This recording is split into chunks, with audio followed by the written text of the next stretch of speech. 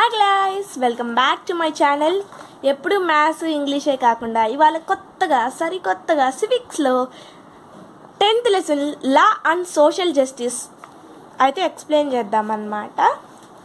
So నా ఛానల్ని కనుక మీరు ఫస్ట్ టైం చూసినట్టయితే లైక్ చేయండి, షేర్ చేయండి అండ్ సబ్స్క్రైబ్ చేసుకోండి. Okay, let's go on to the topic.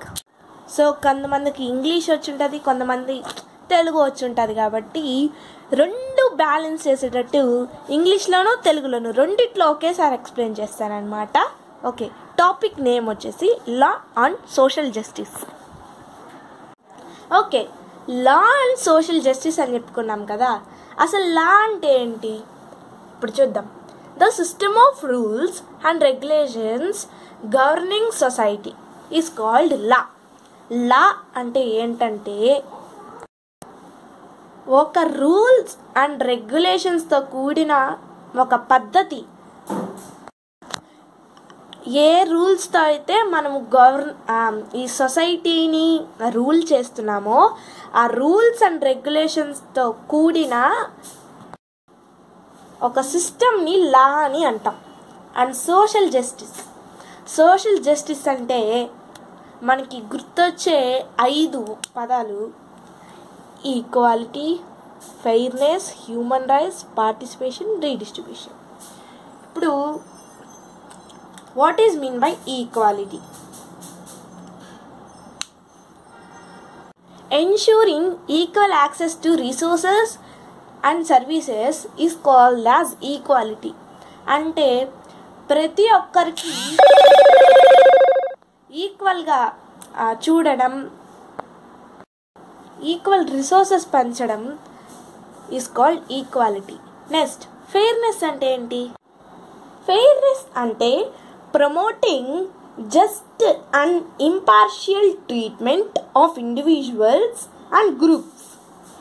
అంటే కొంచెం ఎవరైనా ఇండివిజువల్స్ గురించి కానీ గ్రూప్స్ గురించి కానీ ఎక్కువ ప్రమోట్ చేస్తూ ఉంటే వాళ్ళని మనం ట్రీట్మెంట్ ఇస్తామన్నమాట. అంటే ఇలా చేయకూడదు అంటే ఈక్వల్గా చూస్తూ ఏ గ్రూప్కి ఎక్కువ ఇంపార్టెన్స్ ఇవ్వకుండా ఫెయిర్గా నిజాయితీగా అందరినీ మనం ఈక్వల్గా చూస్తాం. అది మన ఇండియాలో ఉండే గొప్పతనం, ఫెయిర్నెస్. అందరూ ఎవరిని చులకన చేసి చూడరు. So next, human rights. Protecting and respecting the inherent dignity and rights of all individuals. అందరికీ ప్రతి ఒక్క రైట్ అనేది వర్తిస్తుంది. Right to life, right to, మనకి లాస్ట్ లెసన్లో చెప్పుకున్నాం కదా, article 21 provides the right to life అని. సో అన్ని హ్యూమన్ రైట్స్ అనేవి ప్రతి ఒక్క మనిషికి వర్తిస్తాయి. సో ప్రతి ఒక్క రైట్ని మనం యూజ్ చేసుకోవచ్చు. పార్టిసిపేషన్ అంటే encouraging active participation and representation of marginalised groups. అసలు మార్జినలైజ్డ్ అంటే ఏంటి అని లాస్ట్ లెసన్లో మనం తెలుసుకున్నాం. ఎవరైనా చెక్ చేయకపోతే లాస్ట్ లెసన్ ఒకసారి చెక్ చేయండి, 9th లెసన్. సో ఎంకరేజింగ్ అంటే బాగా యాక్టివ్గా పార్టిసిపేట్ చేయాలనుకుంటారు కదా, ప్రతి దాంట్లో యాక్టివ్గా పార్టిసిపేట్ చేసే వాళ్ళు ఉంటారు కదా, వాళ్ళని ఎంకరేజ్ చేస్తూ బాగా అంటే తక్కువ గ్రూప్స్, మార్జినైజ్డ్ గ్రూప్స్ నుంచి మనం ఇలా యాక్టివ్గా పార్టిసిపేషన్ చేసే వాళ్ళని పార్టిసిపేషన్కి తీసుకోవడం పార్టిసిపేషన్ అన్నమాట. రీడిస్ట్రిబ్యూషన్ అంటే addressing economic and social inequalities through redistribution of resources. అంటే కొన్ని ఇన్ఈక్వాలిటీస్ ఉంటాయి కదా, రిసోర్సెస్ డిస్ట్రిబ్యూషన్ దగ్గర కూడా ఆ ఇన్ఈక్వాలిటీస్ లేకుండా అన్ని రిసోర్సెస్ని ఈక్వల్గా డిస్ట్రిబ్యూట్ చేయడం రీడిస్ట్రిబ్యూషన్. సో ఓకే, ఇప్పుడు మనం లా అంటే ఏంటో తెలుసుకున్నాం, సోషల్ జస్టిస్ అంటే ఏంటో తెలుసుకున్నాం. సో మనం ఇప్పుడు లెసన్లోకి వెళ్ళిపోదాం. ఇక్కడ మనం ఒక చిన్న, సారీ ఫర్ ద డిస్టర్బెన్స్, ఇక్కడ తుషాంత్ అయితే వచ్చి విసిగిస్తున్నాడు అనమాట.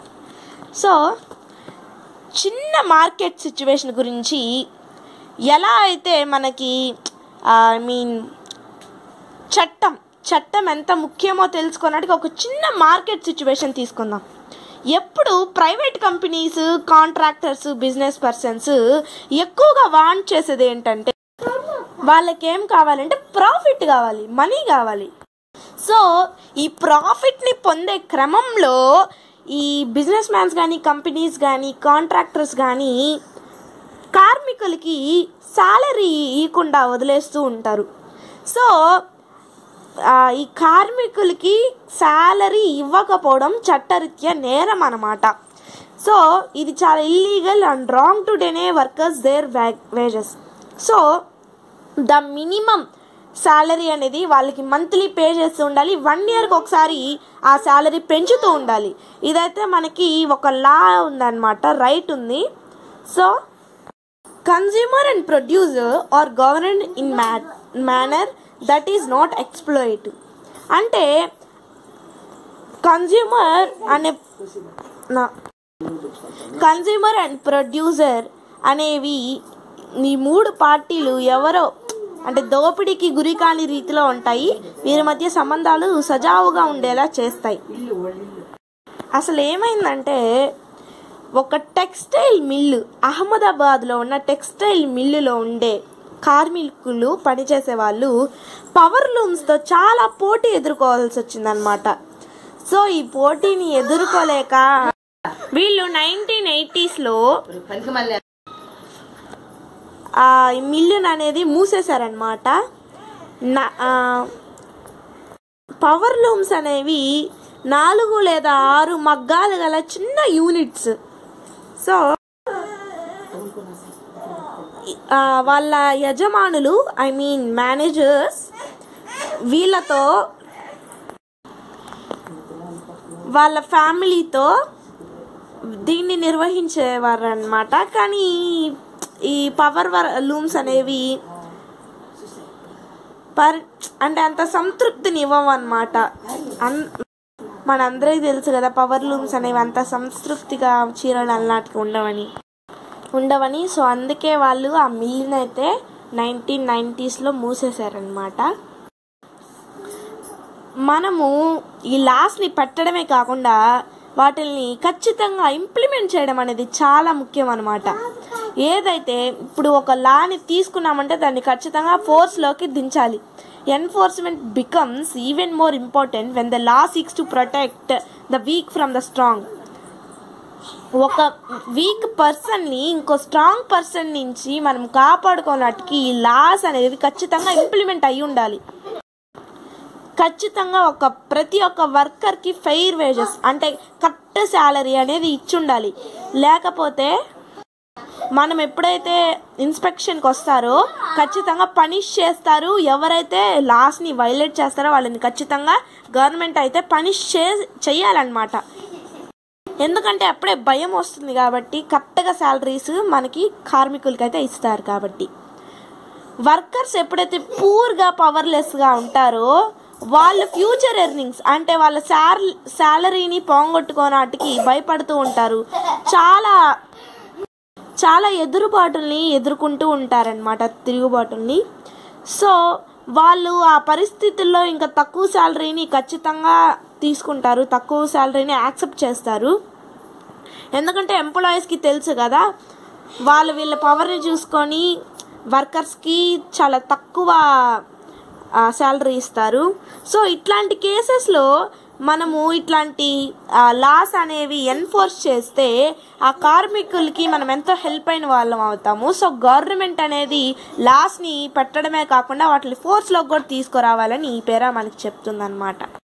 సో మనము ఇట్లాంటి లాస్ని ఫోర్స్లోకి తేవడం వల్ల కొన్ని ఇండివిజువల్స్ అంటే యాక్టివిటీస్ని కంట్రోల్ చేయగలం అనమాట.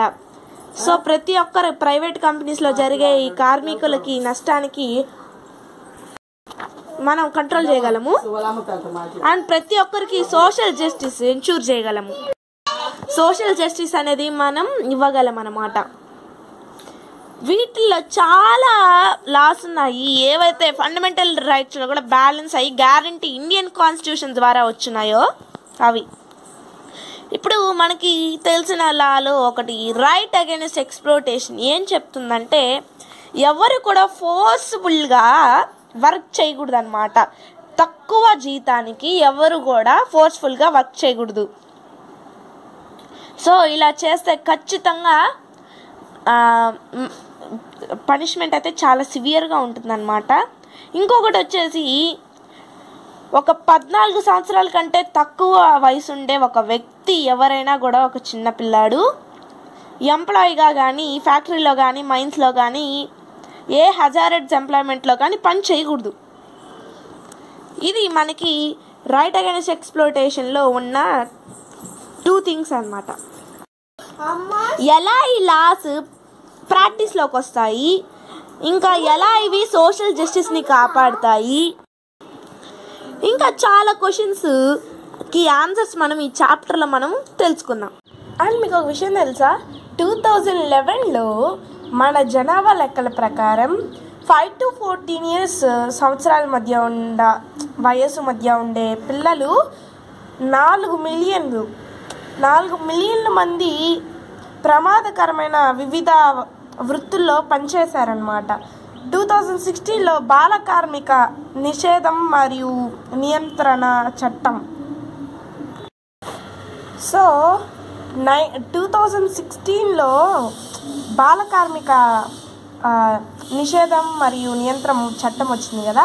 అలాగే 1986లో పార్లమెంట్ సవరించిన ఈ చట్టం ఏది 14 సంవత్సరాల కంటే తక్కువ వయసు ఉండే పిల్లలు ఏ పనిలోనూ పనిచేయకూడదు, ఏ కంపెనీస్లో ఫ్యాక్టరీస్లో పనిచేయకూడదు.